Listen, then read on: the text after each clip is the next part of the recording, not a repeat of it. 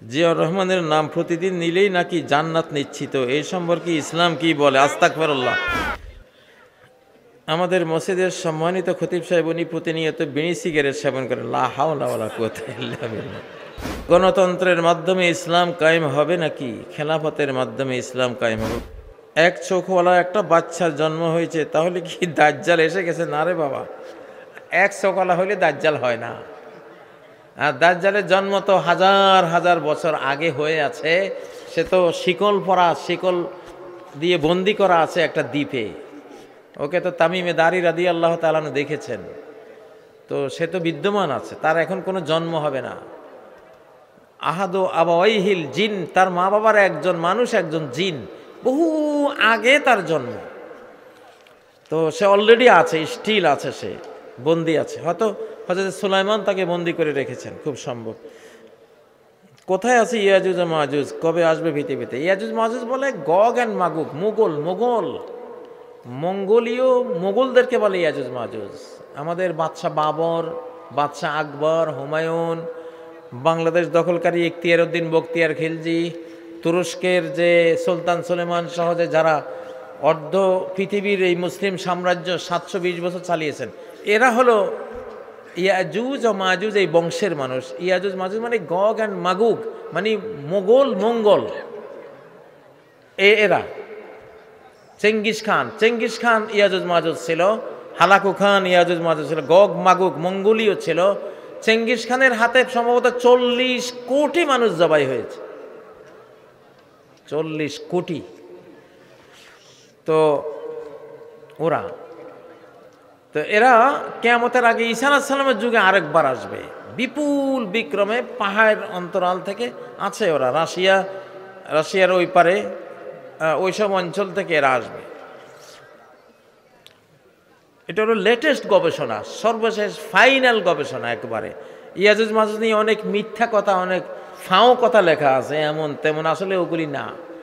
Last আমি সারা জীবন গবেষণা করেছি ইয়াজুজ মাজুজ নিয়ে। সর্বশেষ বুখারী শরীফের হাদিস এবং কোরআনের আয়াত সব মিলিয়ে দেখলাম যে এরা এই বংশটা, ইয়াজুজ মাজুজ। আরবদের বিপরীত এই মুসলিম জাহানকে আরবরা চালিয়েছে 700 বছর, আর গগ মাগুগ মঙ্গোলিয়ানরা চালিয়েছে বাকি 700 বছর। মুসলিম জাহানের লিড দিয়েছে এই দুইটা জাতি, আরব আর এই মঙ্গোলিয়ানরা। আমাদের এই বাংলাদেশেও তো ইখতিয়ার উদ্দিন বখতিয়ার খিলজি, তিনি তুর্কি ছিলেন। কি ছিলেন? গগ মাগুগ অর্থাৎ মঙ্গোলিয়ান ছিলেন। এরা দুর্দান্ত, এরা আকাশ হলো এদের ছাদ, মাটি হলো এদের ফরশ। আরবরা যেমন আকাশের ছাদের নিচে মাটির ফরশে ঘুমাতো।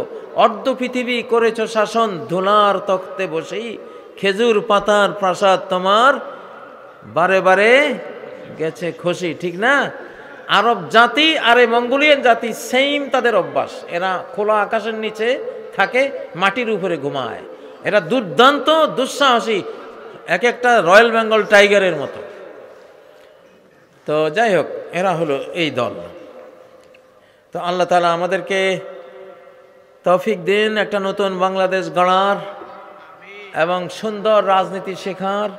জনগণকে দেবে, রাজনীতিকরা জনগণকে খাওয়াবে, নিজেরা আত্মসাৎ করবে না। তারা রক্ষক হবে, তারা ভক্ষক হবে না। আল্লাহু আকবার। গণতন্ত্রের মাধ্যমে ইসলাম কায়েম হবে নাকি খেলাফতের মাধ্যমে ইসলাম কায়েম হবে? বাবারে, গণতন্ত্র একটা চলমান প্রক্রিয়া বাংলাদেশে, পৃথিবীতে এখন আছে। গণতন্ত্র মানে কি? ইসলামে গণতন্ত্র বলা হয় নেতা নির্বাচনের অধিকার। নীতি ঠিক রেখে, নীতি আল কোরআনকে রেখে নেতা নির্বাচনের অধিকারকে কি বলে? গণতন্ত্র বলে। আমাদের ইসলামী অঙ্গনে আমরা গণতন্ত্র বলতে এইটা বুঝি, ঠিক না? নীতি তো আল্লাহটা ঠিকই থাকবে, আমাদের তো আল কোরআন নীতি হিসাবে থাকবেই, ঠিক না? বাকি আল কোরআনটা সমাজে বাস্তবায়ন করবেন কে, তাকে আমরা নির্বাচন করব ভোট দিয়ে। এটাকে বলে গণতন্ত্র। এই অর্থে গণতন্ত্র কোনো সমস্যা নেই। জিয়াউর রহমানের নাম প্রতিদিন নিলেই নাকি জান্নাত নিশ্চিত, এই সম্পর্কে ইসলাম কি বলে? আস্তাগফিরুল্লাহ। আল্লাহর নাম নিলে জান্নাত নিশ্চিত। কার নাম? আমি শরীয়তপুরে এক বুড়িকে প্রশ্ন করেছিলাম, বুড়িমা বলো তো ধর্ম কাকে বলে? সে বলে হাতে করবে হাতের কাম, মুখে লইবে আল্লাহর নাম। কি সুন্দর কথা! হাতে করবে হাতের কাম, মুখে লইবে আল্লাহর নাম। ওয়াজকুর ইসমা রাব্বিক, তুমি জিকির করো কার? উযকুরুল্লাহা যিকরান কাসীরা, আল্লাহর জিকির করো, আল্লাহর নাম জপো প্রচুর পরিমাণে। কোন মানুষের নাম জপার কোনো প্রশ্ন আসে না। বঙ্গবন্ধুর নিয়ে এমন অতিরঞ্জন করছে, করতে করতে পরে পেশাব খাইছে, ঠিক না? খবরদার, জিয়া রহমানকে নিয়েও আপনারা কেউ অতিরঞ্জন করবেন না। ওনার যেটুকু, উনি আল্লাহর মাখলুক, আল্লাহর বান্দা, আমরাও কি আল্লাহর বান্দা। ওনার যেগুলি ভালো আছে, ভালোগুলো কোরআনের সাথে মিল আছে, সেগুলো ফলো করা হবে। কিন্তু জিকির কার? আল্লাহর। বাংলাদেশে কোরআনের শাসন কায়েমে ইসলামী দলগুলোর ঐক্য আছে বলে আপনি মনে করেন কিনা? মায়ের খাইয়া সব এক হয়ে যাবে।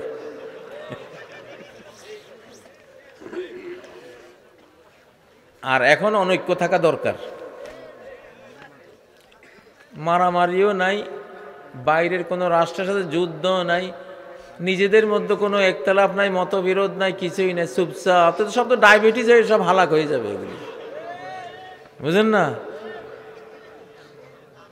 হয় আপনাকে বহিঃশত্রুর বিরুদ্ধে হুঙ্কার দিতে হবে, যদি সেটা নাই তাহলে ভিতরে অন্তত কিছু হুঙ্কার ডঙ্কা দিতে হবে, নাহলে বাঁচবেন না তো আপনি, বুঝেছেন?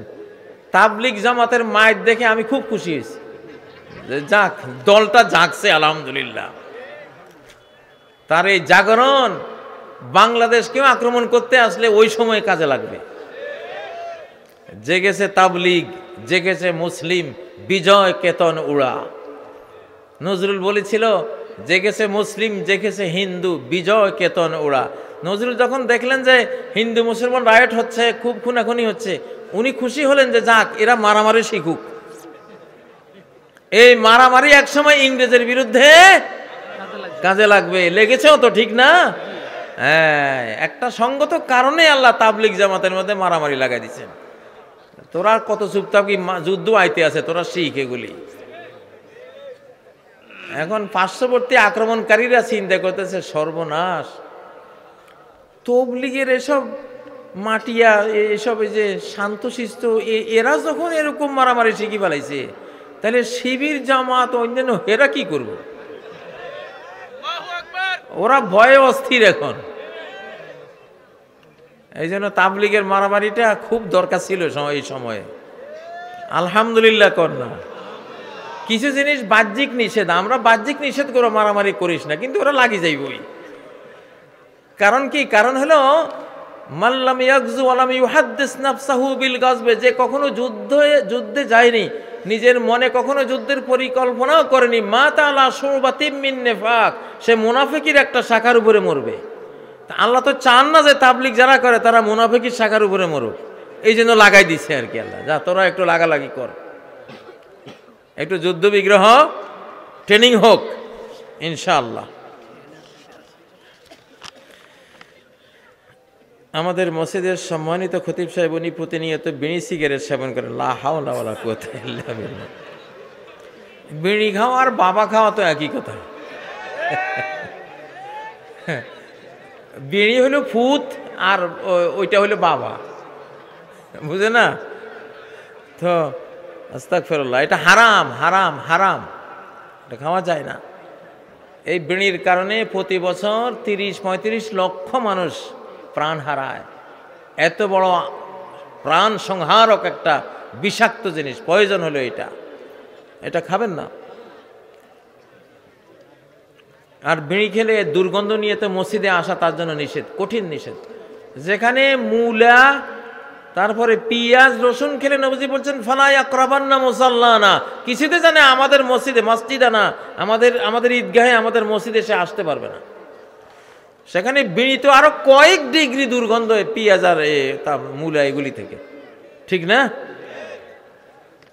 এগুলো চলবে না। ইমাম সাহেবদের জন্য এটা কঠিনভাবে নিষেধ।